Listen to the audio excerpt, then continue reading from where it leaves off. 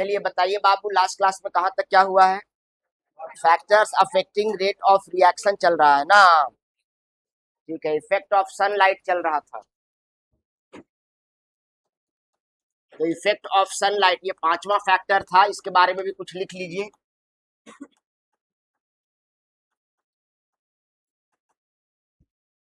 Many chemical reactions, इसके बारे में भी लिख लीजिए 2 line. Many chemical reactions, many chemical reactions,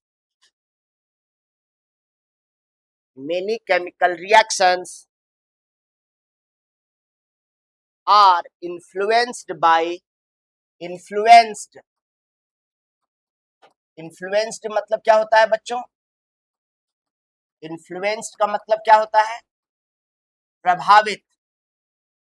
many chemical reactions are influenced by ultraviolet rays, influenced by ultraviolet rays and sunlight, ultraviolet rays and sunlight, full stop. These reactions, THESE, these reactions are called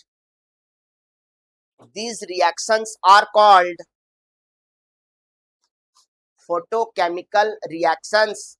These reactions are called photochemical reactions, PHOTO, photochemical reactions, photochemical reactions। बस इतना ही।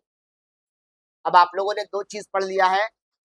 Rate of reaction क्या होता है, rate of reaction कैसे निकालते हैं, unit of rate of reaction भी आपने पढ़ लिया है, what are the factors which affect the rate of reaction भी आपने पढ़ लिया है। अब आज की क्लास में आप पढ़ने जा रहे हैं रेट लॉ। तो आगे आपको हेडिंग देना है आज की क्लास में रेट लॉ, या इसी को कहा जाता है रेट इक्वेशन, या इसी को कहा जाता है रेट एक्सप्रेशन। रेट लॉ भी इसको कहते हैं, रेट इक्वेशन भी इसको कहते हैं, और रेट एक्सप्रेशन भी इसको कहा जाता है। रेट लॉ, रेट इक्वेशन या rate expression.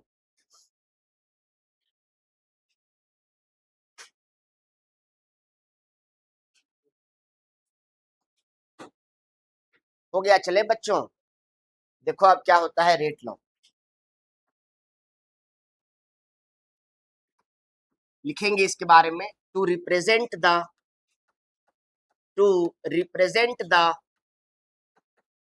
rate of reaction, to represent the rate of reaction in terms of, to represent the rate of reaction in terms of concentration of reactants, in terms of concentration of reactants, comma, is called rate law equation, is called rate law equation और rate law expression. इसी को rate law equation या इसी को rate law expression कहा जाता है। हम जानते हैं कि कोई भी रिएक्शन का जो स्पीड होता है, रिएक्शन का जो रेट होता है, वह डायरेक्टली किसके प्रोपोर्शनल होता है? कंसंट्रेशन ऑफ रिएक्टेंट्स के। रिएक्टेंट की मात्रा ज्यादा होगी तो रिएक्शन फास्ट होगा, क्योंकि उनके बीच में होने वाला कॉलिजन फ्रीक्वेंसी बढ़ जाएगा।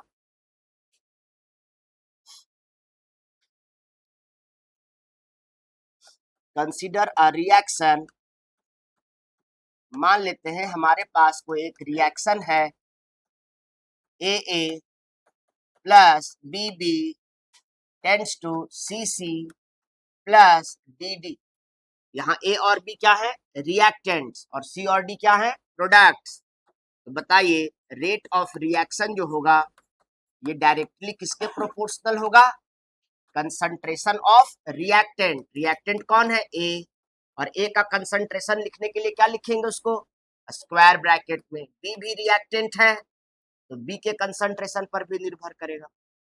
तो rate of reaction is directly proportional to concentration of reactant A and concentration of reactant B, और ए के पावर में जाएगा x और b के पावर में जाएगा y। यहाँ इस इक्वेशन में कहीं भी x और y दिखाई दे रहा है नहीं, लेकिन यहाँ पर देखिए यहाँ a का पावर x है, b का पावर y है। याद कीजिए इक्विलिब्रियम में आपने पढ़ा है AA plus BB tends to CC plus DD, और जब हम यहाँ इक्विलिब्रियम कांस्टेंट निकालते थे तो C का पावर जो कोफिशिएंट रहता था वो कहाँ चला जाता था, पावर में चला जाता था, A का पावर A, B का पावर B। तो जो कोफिशिएंट रहता था वो पावर में जाता था।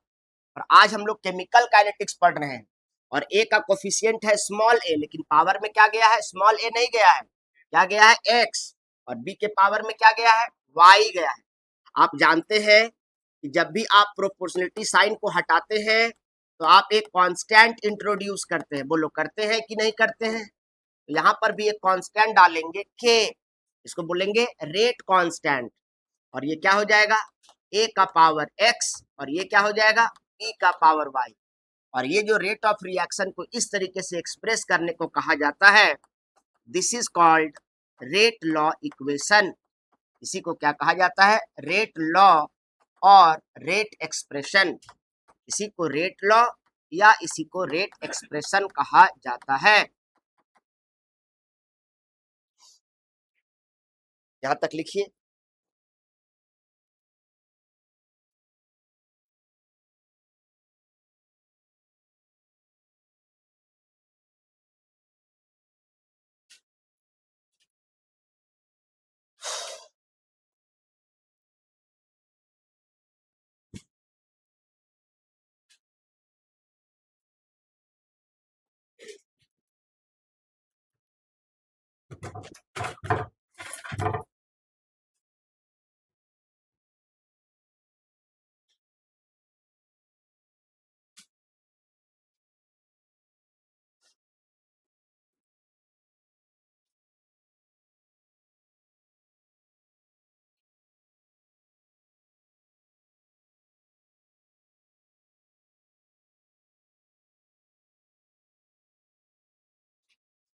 क्या बायो वाले बच्चे यह बता सकते हैं कि दुनिया में कोई ऐसा भी प्रजाति है क्या जिसका पुरुष वर्ग बच्चे जन्म देता है? हम्म, क्या क्या बोले, सी हॉर्स। एकदम सही जवाब है, बहुत सही जवाब दिए। देखिए दुनिया में जितने भी प्रजातियां हैं उसमें सभी में जो महिला वर्ग है, जो फीमेल होती है, वही बेबी डिलीवर करती है। लेकिन एक ऐसा भी प्रजाति है सी हॉर्स, उसका पुरुष जो वर्ग है वह बच्चे जन्म देता है। नहीं, 3-4 दिन पहले मैं किसी किताब कहीं पे पढ़ा, मैं ये बड़ा इंटरेस्टिंग लगा मुझे बायो का।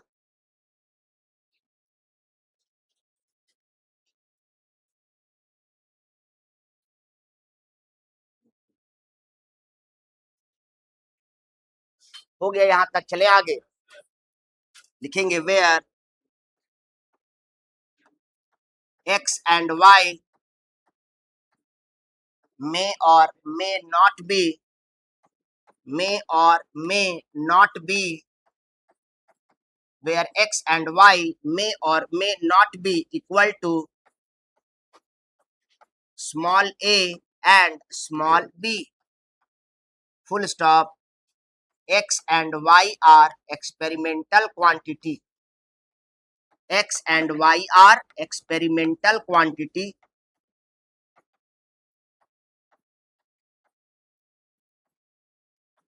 and cannot be measured and cannot be determined by given equation. किसी भी इक्वेशन को देखकर आप x और y की वैल्यू प्राप्त नहीं कर सकते हैं। क्यों? क्योंकि x और y जो होता है वह एक एक्सपेरिमेंटल वैल्यू होता है, where x and y may or may not be equal to a and b, x and y are experimental quantity and cannot be determined by given equation.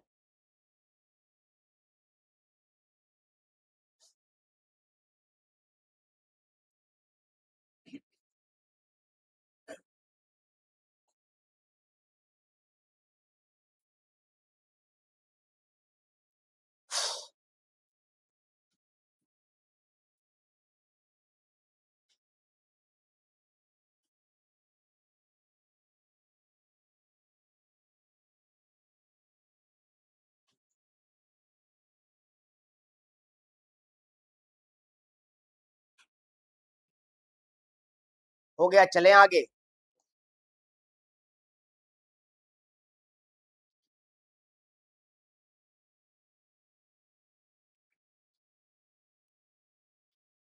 उसके बाद लिखेंगे k इक्वल्स टू, एक line छोड़कर k को हम क्या कहते हैं, रेट कांस्टेंट। k जो यहाँ पर प्रोपोर्शनैलिटी कांस्टेंट आया सो क्या कहते हैं, रेट कांस्टेंट, या इसी को कहा जाता है स्पेसिफिक रेट ऑफ रिएक्शन। क्या कहा जाता है इसको, स्पेसिफिक रेट ऑफ रिएक्शन, या इसी को बोला जाता है रेट कांस्टेंट। वेयर के बाद जो आपने लिखा है उसके बाद एक लाइन छोड़ के लिखिएगा के क्या है यहाँ पर, तो के जो है उसको कहा जाता है रेट कांस्टेंट या स्पेसिफिक रेट ऑफ रिएक्शन कहा जाता है।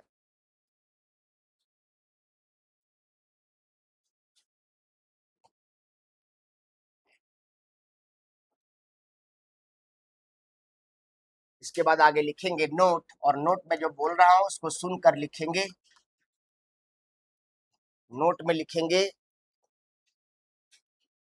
Rate constant is independent of, note के अंतर्गत लिखेंगे rate constant is independent of, rate constant is independent of, independent का स्पेलिंग बोर्ड पर लिखा हुआ है INDEPENDENT।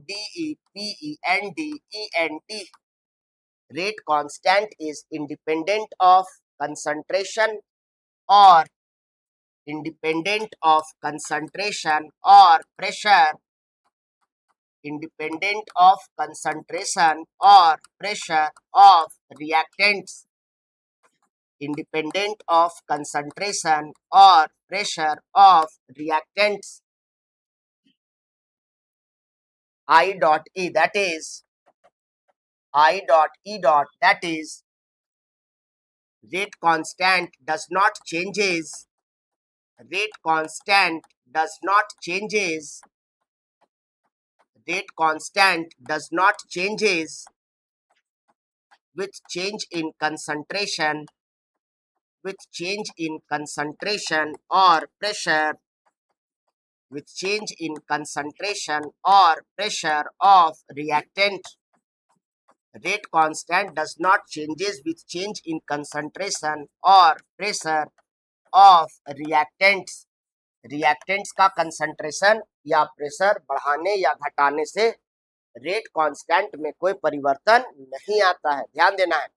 बोलेगा कि कोई इक्वेशन दे देगा, बोलेगा इसका कंसंट्रेशन पहले इतना था और रेट कांस्टेंट इतना था, अब इसका कंसंट्रेशन को डबल कर दिए या हाफ कर दिए तो रेट कांस्टेंट क्या हो जाएगा, तो रेट कांस्टेंट रिमेन सेम। ध्यान देना है, रेट कांस्टेंट कंसंट्रेशन का फंक्शन नहीं है, रेट कांस्टेंट प्रेशर का फंक्शन नहीं है। एग्जाम में फंसाता है यहाँ से क्वेश्चन, इसीलिए यहाँ पर नोट में लिखा गया है, क्या लिखा गया है, rate constant K is independent of, rate constant K is, उसके बारे में ये बात लिखा गया है, ठीक है। रेट कांस्टेंट के बाद ब्रैकेट में के लिख लीजिएगा, रेट कांस्टेंट के बारे में बात कर रहे हैं, के बदलता बदलता नहीं है। हो गया, लिख लिए। अब आगे नहीं हुआ, यहां तक लिखा हुआ, चलिए आगे लिखेंगे। एक लाइन छोड़कर नोट में सेकेंड पॉइंट लिखेंगे, नोट के अंदर ही सेकेंड पॉइंट एक लाइन छोड़कर लिखेंगे और लिखेंगे rate constant is a function of temperature only.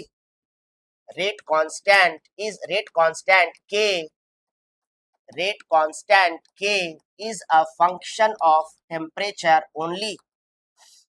Rate constant K is a function of temperature only. Rate constant K जो है वो सिर्फ और सिर्फ टेम्परेचर का फंक्शन है only, that is rate constant के, दैट इज रेट कांस्टेंट के directly depends on, directly pay ध्यान दीजिएगा, directly depends on, directly depends on temperature of reaction, directly depend करता है टेम्परेचर ऑफ रिएक्शन, यानी अगर रिएक्शन का टेम्परेचर बढ़ा दीजिएगा तो रेट ऑफ रिएक्शन जो है, टेम्परेचर ऑफ रिएक्शन बढ़ाइएगा तो टेम्परेचर ऑफ रिएक्शन बढ़ने से रेट कांस्टेंट का वैल्यू जो है वह बढ़ जाएगा, जितना तेजी से टेम्परेचर बढ़ाइएगा रेट कांस्टेंट बढ़ जाएगा, और जितना तेजी से रेट कांस्टेंट बढ़ेगा उतना ही तेजी से रेट ऑफ रिएक्शन भी बढ़ जाएगा। तो रेट कांस्टेंट टेम्परेचर पे निर्भर करता है, डायरेक्टली टेम्परेचर बढ़ाइएगा तो रेट कांस्टेंट बढ़ेगा, और रेट कांस्टेंट बढ़ने से रेट ऑफ रिएक्शन फास्ट हो जाएगा, रिएक्शन की स्पीड बढ़ जाएगी, के का वैल्यू बढ़ते जाएगा तो रिएक्शन का रेट भी बढ़ता चला जाएगा।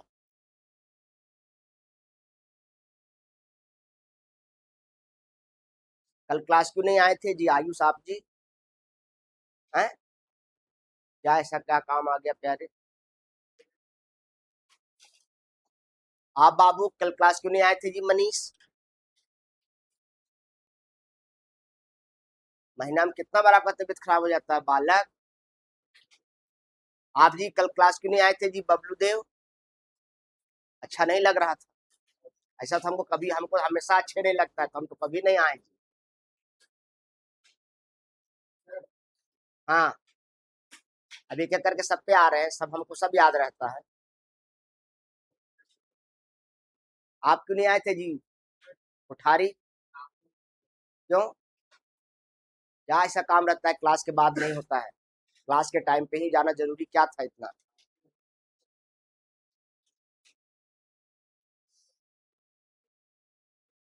चले अब आगे, आप 15-20 दिन से क्लास नहीं आ रही थी, हैं? टाइफाइड हो गया था?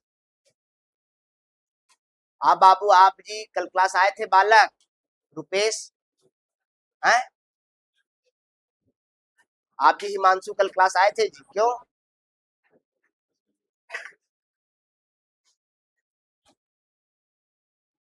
चले अब आगे, आप आए थे कल क्लास जी सागर? ना। चले अब आगे,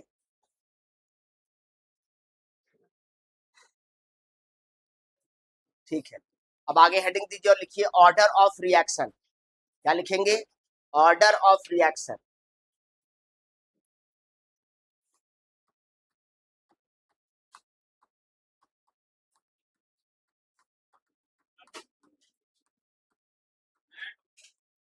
जी, इसके बाद का टॉपिक है, अगला topic order of reaction. Order of reaction को हम लोग स्मॉल एन से रिप्रेजेंट करेंगे। कैसे रिप्रेजेंट करेंगे? स्मॉल एन से रिप्रेजेंट करेंगे, ठीक है। चलिए आगे, अब देखिए ऑर्डर ऑफ रिएक्शन क्या होता है। The sum of power, the sum of power, sum का स्पेलिंग देखकर लिखेंगे, सम कौन वाला सम लिखा हुआ है? SUM, और इस सम का मतलब क्या होता है? ऐड, योग, टोटल, कुल। The sum of power of concentration of reactants,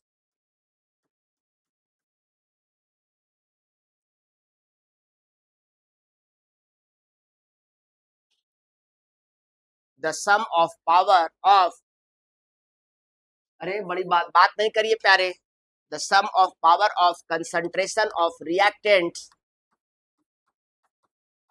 the sum of power of concentration of reactants present in rate law equation, present in rate law equation, comma, is called order of reaction, is called order of reaction. मान लीजिए आपके पास कोई rate law equation दिया हुआ है, rate of reaction equals to k A का power x और b का पावर y। ये आपके पास दिया हुआ है रेट लॉ इक्वेशन। अब अगर हमको इसको देख करके ऑर्डर ऑफ रिएक्शन निकालना है तो ऑर्डर ऑफ रिएक्शन क्या हो जाएगा, इसमें कंसंट्रेशन कौन कौन सा टर्म है, ए और बी। तो ए का पावर में क्या है x और b का पावर में क्या है y। तो ए और b का जो पावर है उसको अगर जोड़ देंगे तो क्या बन जाएगा, x और y को जोड़ेंगे तो क्या निकल जाएगा n, और इसको क्या कहेंगे, ऑर्डर ऑफ रिएक्शन। तो किसी भी रेट लॉ इक्वेशन में जो कंसंट्रेशन ऑफ रिएक्टेंट्स होते हैं उनका जो पावर का जो सम करेंगे, x और y यहाँ पावर है कंसंट्रेशन का, उसको जोड़ देंगे तो ये ऑर्डर ऑफ रिएक्शन निकल जाएगा। हो गया। चलिए इसके बाद आगे एक लाइन छोड़कर पॉइंट बना के लिखेंगे, order of reaction n can be, order of reaction 0 हो सकता है, 1 हो सकता है, 2 हो सकता है, 3 हो सकता है, नेगेटिव और इन फ्रैक्शन। यानी ऑर्डर ऑफ रिएक्शन 3 से ज्यादा नहीं होगा, 0 हो सकता है, 1 हो सकता है, 2 हो सकता है, 3 हो सकता है, नेगेटिव भी हो सकता है या फ्रैक्शन में भी हो सकता है। एक लाइन छोड़कर आगे लिखेंगे, order of reaction is an experimental quantity. Order of reaction जो होता है वह एक एक्सपेरिमेंटल क्वांटिटी होता है। Order of reaction is an experimental quantity and cannot be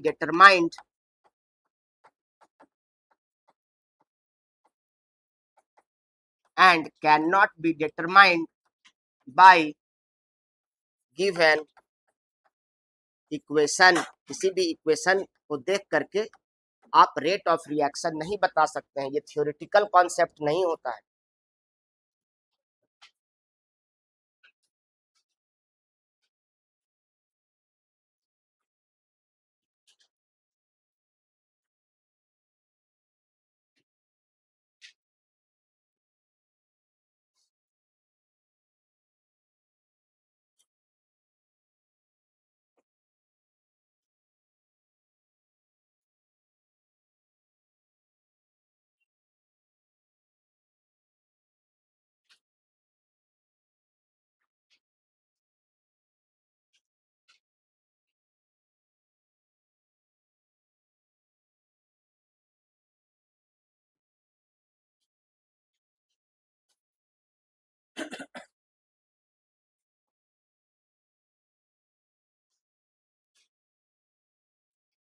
हो गया, चलें आगे।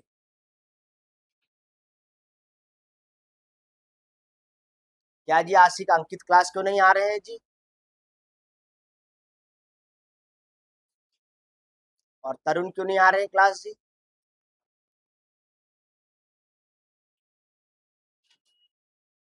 कल आप क्लास आए थे जी अभिषेक। चले आगे। अब इसके बाद प्रियांशु क्लास क्यों नहीं आ रहे हैं बाबू? तबीयत खराब है, बड़े हरामी हो बेटे। हाँ हाँ, देखिए ज्यादा किसी को गलत काम में सपोर्ट नहीं करना है, तो आप भी उतने ही भागीदार होंगे और आपको भी नर्क में ही जगह मिलेगा। हाँ, और जो दंड उसको दिया जाएगा वही दंड आपको भी दिया जाएगा। घूमने गए हैं, ऐसे बोलिए घूमने गया है। चले आगे इसके बाद, ठीक है। और आगे चलेंगे और लिखेंगे, फाइंड द ऑर्डर, सवाल लिखेंगे,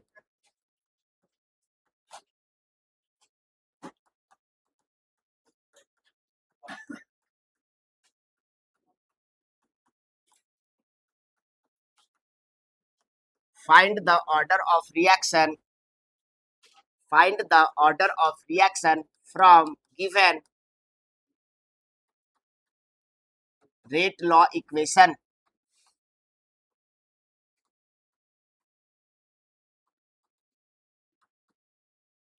find the order of reaction n from given rate law equation. दिए गए रेट लॉ इक्वेशन के आधार पर ऑर्डर ऑफ रिएक्शन ज्ञात कीजिए। हो गया, सवाल लिख लिए। अब क्वेश्चन यहाँ से कैसे एग्जाम में आएगा, हम लोग बना पाएंगे कि नहीं बना पाएंगे देख लेते हैं। चलिए, तो पहला है आपके पास रेट ऑफ रिएक्शन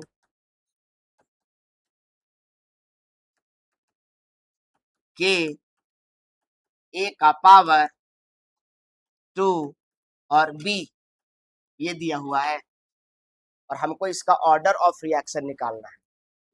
तो हम यहाँ पर क्या निकालेंगे, देयरफॉर ऑर्डर ऑफ रिएक्शन कैसे निकालते हैं बच्चों, ऑर्डर ऑफ रिएक्शन n होता है और n इक्वल्स टू क्या होता है, x प्लस वाई। ए का जो पावर होता है उसको क्या कहते हैं, ए का रेस्पेक्ट में जो ऑर्डर होता है उसको क्या बोलते हैं, x।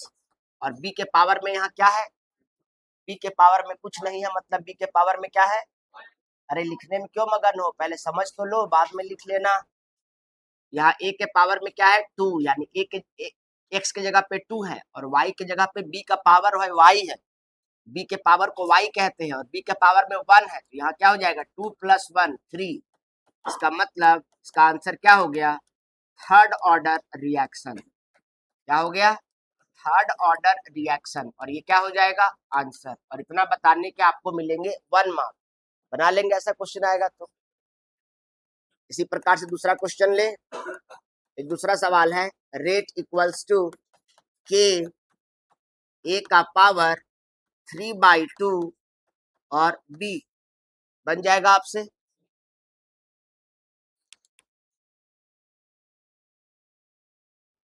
हाँ बताइए क्या होगा जरा, यहाँ पर ऑर्डर क्या होगा, हाँ 5/2 order of reaction n equals to x plus y. बताइए यहाँ पर x का वैल्यू क्या दिया हुआ है 3/2 और y का वैल्यू क्या दिया है 1, तो 3/2 है और 1 है तो 1 के नीचे 1 है, तो 2 और 1 का एलसीएम लेंगे तो 2 हो जाएगा। यहाँ 3 हो जाएगा और यहाँ क्या हो जाएगा 2, तो 3 प्लस 2 क्या हो जाएगा 5/2 और ये इसका क्या हो जाएगा आंसर। ऑर्डर ऑफ रिएक्शन तो फ्रैक्शन में भी हो सकता है। क्या है सब बात हो रहा है हिमांशु, क्या बात कर रहे हैं प्यारे, नहीं आप कर रहे तब ना सर आपको बोले, बात नहीं करना है, इधर ध्यान दीजिए। यहाँ ध्यान देंगे, सीखने आए हैं ना, पढ़ने आए हैं ना, बात थोड़े करने आए हैं। बात तो आप फोन पे फ्री में भी कर सकते हैं, व्हाट्सएप पे भी कर सकते हैं, 10 रुपए के चाय की दुकान में बैठ के चाय पीकर भी बात कर सकते हैं। आप क्लास में पढ़ने आए हैं ना, इस समय बात नहीं कीजिए। चलिए अब इसी प्रकार से तीसरा सवाल लेते हैं। रेट इक्वल्स टू क्या होता है के, मान लीजिए ए का पावर है 1/2 और बी का पावर है 3/2, बन जाएगा बाबू। ऋषि बताएंगे इसका जवाब, बताइए तो ऋषि, इसका ऑर्डर बताइए क्या होगा।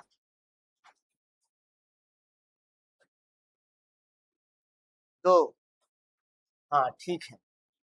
यहाँ पर ऑर्डर क्या हो जाएगा, ऑर्डर इक्वल्स टू एन बराबर क्या हो जाएगा एक्स प्लस वाई। एक्स का वैल्यू क्या है 1/2 और वाई का वैल्यू क्या है 3/2, तो 2 और 2 का एलसीएम लेंगे 2 हो जाएगा, तो यहाँ 1 प्लस 3 क्या हो जाएगा 4/2, यानी क्या हो जाएगा 2 और ये क्या हो जाएगा आंसर।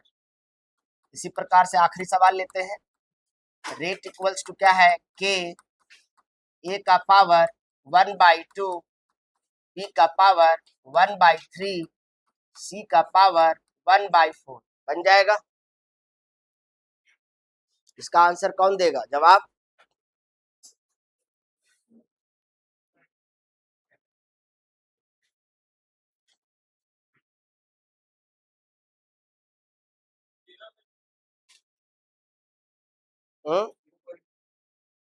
फ्रैक्शन में ही दीजिए, कोई इशू नहीं है कि डेसिमल चेंज करें। तो यहाँ पर क्या हो जाएगा यहाँ पर ए बी सी तीन रिएक्टेंट है, ऑर्डर इक्वल्स टू क्या हो जाएगा, n x plus y plus z. यहाँ क्या हो जाएगा, 1/2 प्लस 1/3 प्लस 1/4। 2 3 और 4 का एलसीएम कितना हो जाएगा, 12, तो 6 हो जाएगा यहाँ पर। 3 चौका यहाँ 4 हो जाएगा, 4 तिया यहाँ 3 हो जाएगा, 6 4 10 3 13, 13/12। और ये इसका क्या हो जाएगा, आंसर बन जाएगा। ऐसा क्वेश्चन आएगा तो नहीं बनने वाला कोई बात ही नहीं। ठीक है, नोट डाउन कर लीजिए।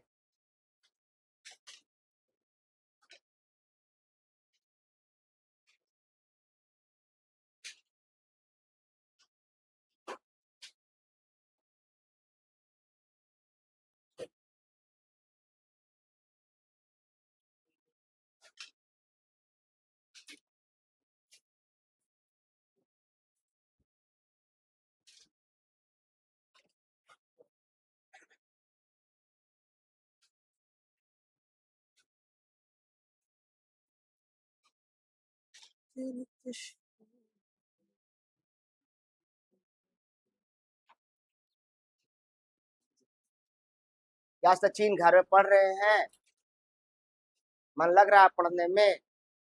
कौन से चैप्टर पढ़े हैं आज कल में? बायो में क्या कौन चैप्टर पढ़े हैं? तुम बहुत हरामी है बेटे, तुम जानता है मास्टर बेटा बायो पूछेगा नहीं, बायो बेटा नहीं दिया। तुम फिजिक्स पूछता, बोलता मैथ्स, बोलता केमिस्ट्री, बोलता तो सर पूछते भी। अब मास्टर इंजीनियर और बायो में क्या पूछेगा? चलो बच गए तुम आज। चले आगे अब।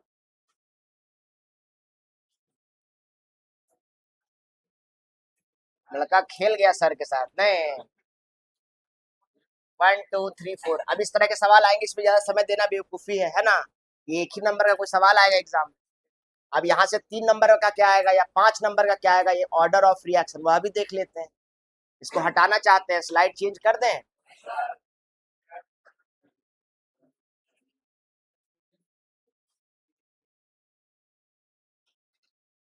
क्या मनीष पांडे नहीं हुआ है क्या? जल्दी करिए। क्या जी कुंदन, क्या लिखते रहते हैं आप? तो कुछ नहीं लिखते तो जब देखते तब आप लिखते ही रहते हैं प्यारे, और फिर भी कंप्लीट नहीं होता है आपका। यानी आपकी स्पीड कम है, थोड़ी बढ़ाने की आवश्यकता है ना। जल्दी जल्दी लिखना है और साफ साफ भी लिखना है। चले अब आगे जी। क्या सैयद मोबाइल चल रहा है क्या? पूरा गर्दा उड़ा देता है लड़का, पूरा पैसा वसूल लेता है नहीं। चलिए।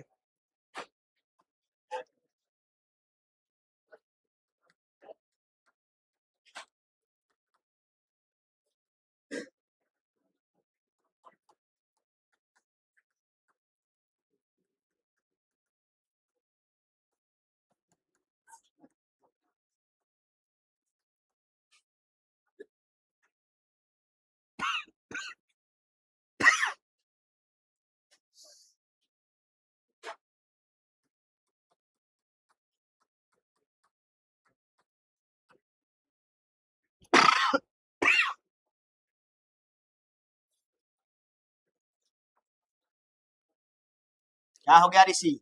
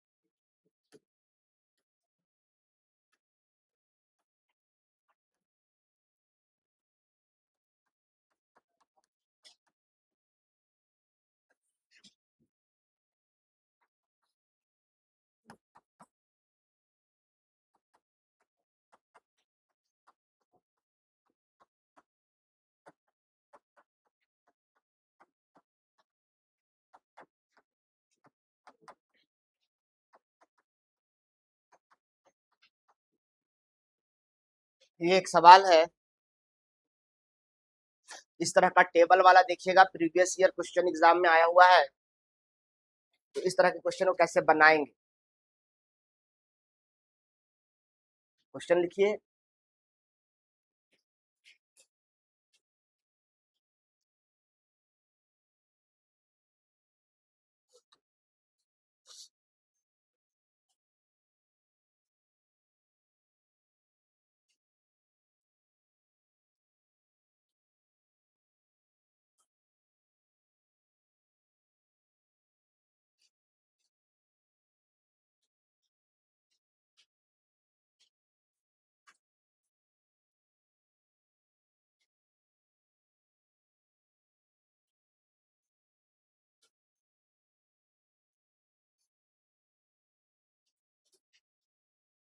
यहाँ पर रिएक्टेंट कौन कौन सा है, ए और बी, और दोनों रिएक्टेंट का कंसंट्रेशन दिया है। कंसंट्रेशन मतलब मोलैरिटी, कैपिटल एम, इसलिए ब्रैकेट में ये जो कंसंट्रेशन दिया हुआ है मोलैरिटी में दिया हुआ है, इसलिए यहाँ पर ए का कंसंट्रेशन यहाँ है, बी का कंसंट्रेशन यहाँ है, और कंसंट्रेशन का यूनिट मोलैरिटी होता है, इसलिए कैपिटल एम लिखा हुआ है।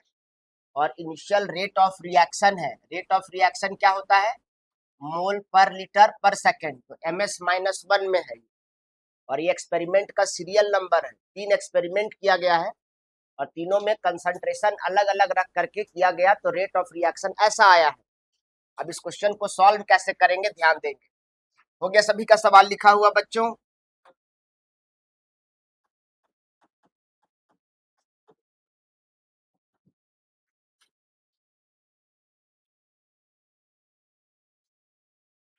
आप जी गुप्ता जी क्लास डेली क्यों नहीं आते हैं जी?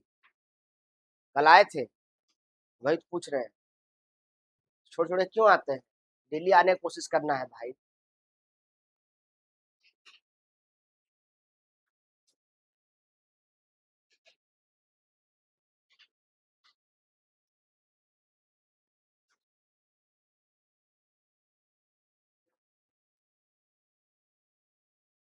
चले आगे।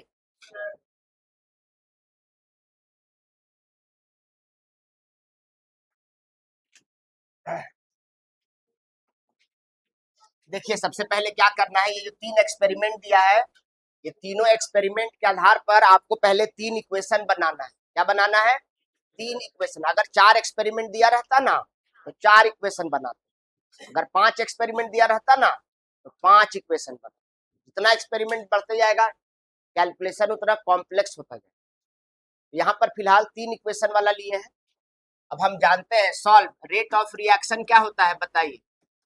रेट ऑफ रिएक्शन, रिएक्टेंट क्या है, directly proportional to concentration of reactant equals to k. Reactant यहाँ पर कौन कौन सा चीज है, ए और बी, तो हम जानते हैं यहाँ पर क्या होता है, के, ए का पावर एक्स और बी का पावर वाई, ये होता है कि नहीं। अब बताइए रेट ऑफ रिएक्शन दिया हुआ है पहला एक्सपेरिमेंट के आधार पर, पहला एक्सपेरिमेंट में रेट ऑफ रिएक्शन कितना दिया हुआ है, 2 × 10⁻⁻⁴ के। ए का कंसंट्रेशन बताइए एक्सपेरिमेंट 1 में 0.1। ध्यान दें ये स्क्वायर ब्रैकेट के साथ ए है, यानी स्क्वायर ब्रैकेट को हम लोग क्या पढ़ते हैं, कंसंट्रेशन, तो ये कंसंट्रेशन ऑफ ए है, यानी ब्रैकेट के साथ ए का वैल्यू दिया हुआ है 0.1, तो यहाँ ब्रैकेट स्क्वायर नहीं लगाएंगे, ये स्क्वायर ब्रैकेट ए का वैल्यू 0.1 है और यहाँ पर एक्स हो जाएगा, और बी का वैल्यू कितना दिया हुआ है 0.1 का पावर y। इस पहला टेबल से, पहला एक्सपेरिमेंट से जो इक्वेशन बना उसको बोलेंगे इक्वेशन 1। एक बार और समझाएं, समझ में आ गया। इसी प्रकार दूसरा एक्सपेरिमेंट में बताइए रेट ऑफ रिएक्शन क्या दिया हुआ, 4 × 10⁻⁻⁴ इक्वल्स टू के। ए का कंसंट्रेशन सेकेंड एक्सपेरिमेंट में कितना है 0.1 का पावर x, और यहाँ पर क्या है 0.2 का पावर y। ये दूसरा एक्सपेरिमेंट से बनाए हैं इसलिए इसको बोलेंगे इक्वेशन 2। इसी प्रकार से तीसरा एक्सपेरिमेंट में बताइए रेट ऑफ रिएक्शन क्या दिया है, 16 × 10⁻⁻⁴ इक्वल्स टू के। के का वैल्यू बताइए क्या दिया हुआ है 0.2 का पावर x, और बी में भी क्या लिखेंगे 0.2 का पावर y, और ये क्या हो गया 3।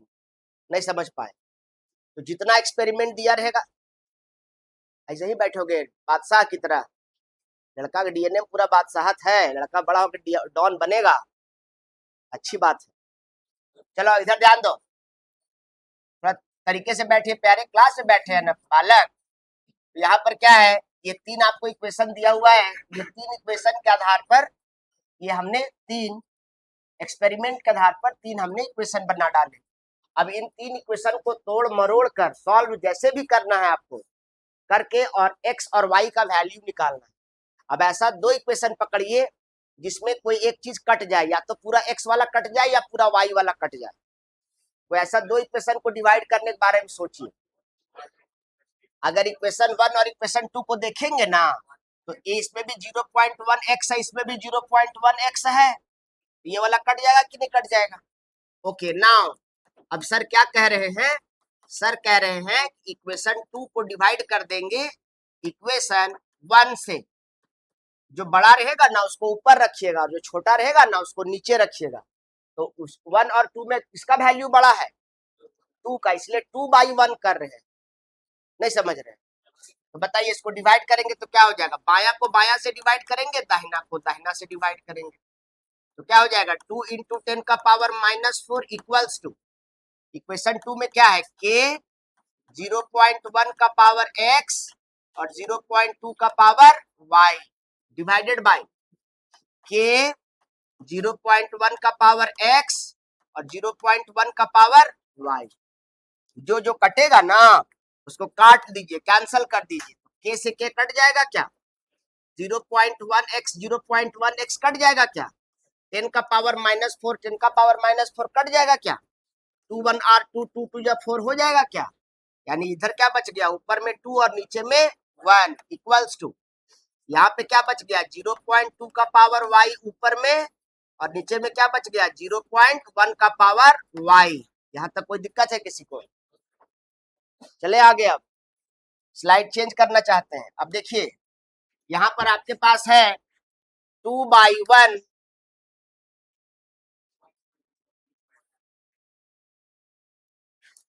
यहाँ पर है आपके पास 0.2 का पावर y। क्योंकि मेरे पास बोर्ड स्लाइड मैंने चेंज किया है इसलिए स्टेप मैंने यहाँ पर कोई काम नहीं किया है। क्या हम इसको ऐसा लिख सकते हैं 2/1 0.2 बाई 0.1 का पावर होल y। यहाँ भी y है ना पावर, यहाँ भी y है, दोनों का सेम पावर है ना, इसलिए होल का पावर y कर। नहीं समझ पाए? अच्छा यहाँ कितने अंक बाद दशमलव है 1 और यहाँ कितने अंक बाद दशमलव है 1, तो डेसिमल से डेसिमल हट जाएगा क्या? यहाँ पर क्या हो जाएगा 2/1 इक्वल्स टू 2/1 का पावर। अब यहाँ से कंपेयर करना है LHS RHS को, तो आप y का वैल्यू क्या पाते हैं 1, y का वैल्यू क्या है 1। ये वाला नहीं समझे सर 1 कैसे हो? अरे यार यहाँ बेस 2/1 है, यहाँ भी बेस 2/1 है, इसका मतलब इसका पावर यहाँ 1 रहा होगा तब ना दोनों सेम है, तो y का वैल्यू क्या निकल के आ गया 1। अब इसी प्रकार से आपको क्या करना, अब अगला 2 इक्वेशन पकड़ना है जिससे अभी x कट गया था तो y निकला है। अब ऐसा 2 इक्वेशन पकड़िए जिसमें y कट जाए, तो y किसमें कटेगा? देखो यहाँ पे भी 0.2y है 0.2y है। अब 2 और 3 डिवाइड करना, लेकिन किसको ऊपर रखना है किसको नीचे रखना है? यानी ना सिमिलरली इक्वेशन 3 बाई इक्वेशन 2 कर देंगे। सिमिलरली इक्वेशन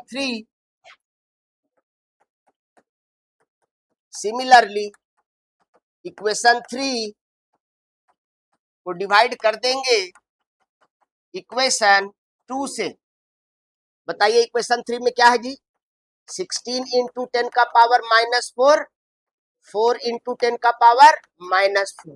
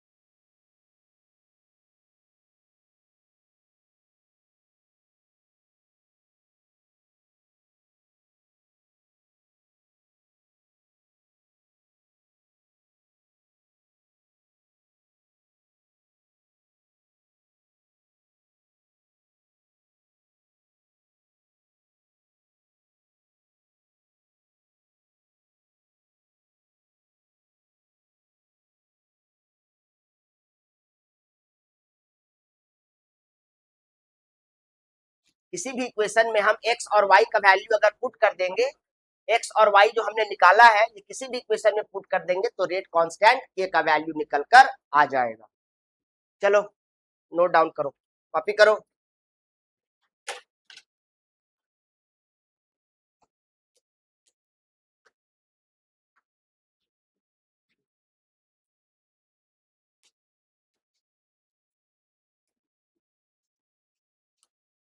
और इसी के साथ हम लोग आज की क्लास ये समाप्त करेंगे। इसको कॉपी करिए, तब तक अटेंडेंस ले लेते हैं आप लोगों का, है ना। अभी स्लाइड भी चेंज करना होगा और x और y का वैल्यू पुट करके k निकालना है अभी, ठीक है।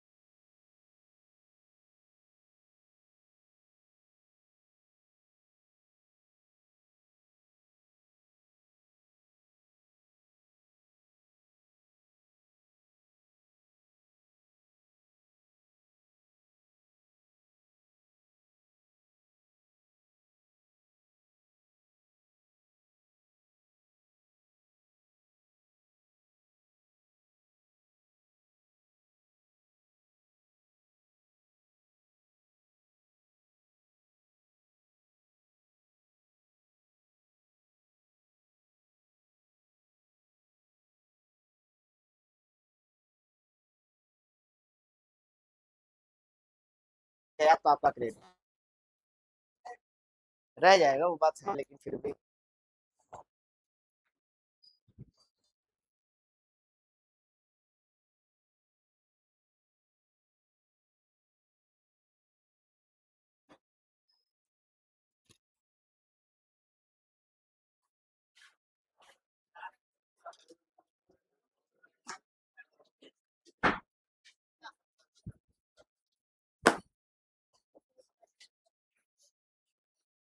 हो गया है क्या बच्चों? स्लाइड चेंज करने की इजाजत है?